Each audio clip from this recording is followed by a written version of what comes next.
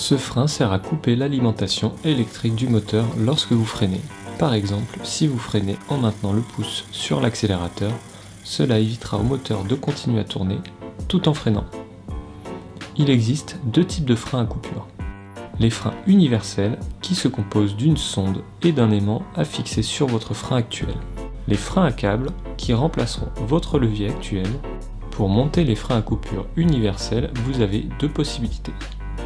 La première consiste à fixer le capteur et l'aimant à l'aide d'une colle à prise rapide. L'aimant est à positionner sur le levier qui est la partie mobile du frein. Le capteur est à positionner sur la partie fixe. Il faut que les deux éléments soient presque en contact. La seconde consiste à fixer à l'aide d'un collier en plastique l'aimant et la sonde sur votre levier de frein.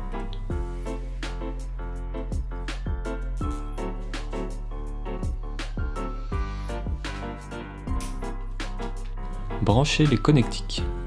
Faites un essai afin de vous assurer du bon fonctionnement des freins.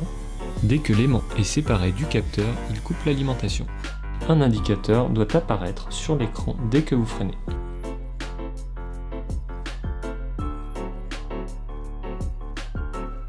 Commencez par enlever la poignée. Vous pouvez vous aider d'un tournevis plat et d'un dégrippant pour faciliter l'opération.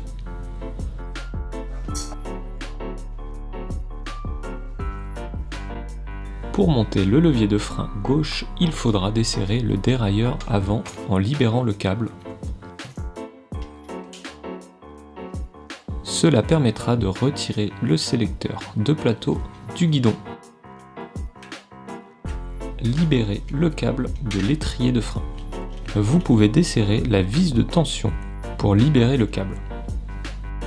Desserrez le levier à l'aide d'une clé Allen et retirez-le du guidon. Placez le frein à coupure sur le guidon et remettez en place le sélecteur de plateau ainsi que la poignée. Alignez l'ouverture de ces trois éléments. Cela permet de pouvoir replacer le câble dans le frein.